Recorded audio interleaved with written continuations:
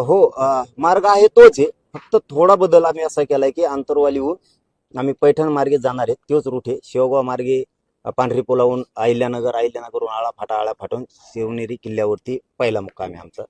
आम्ही माळशेज घाटातून कल्याणला जाणार होतो. फक्त कल्याण कडतं आमचं. माळशेज घाट खूप कठीण आहे. एखादी गाडी जर बिघडली तर पोरांना मागच्या सगळ्या लाखो गाड्या बंद पडू शकतात.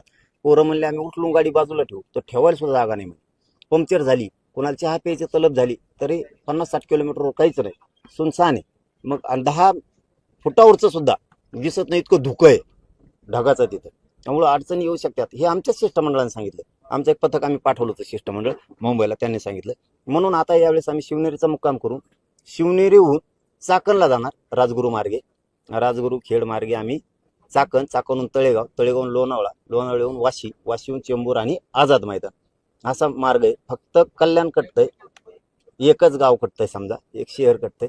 बाकी जसाल तसं आहे, फक्त एक 10-12 किलोमीटर वाढतंय. असं तितकंच आहे, किलोमीटर वाढत नाही काही नाही, असं पण तितकंच आहे. त्यामुळं नाविलाजानं चाकण मार्गे जावं लागतंय.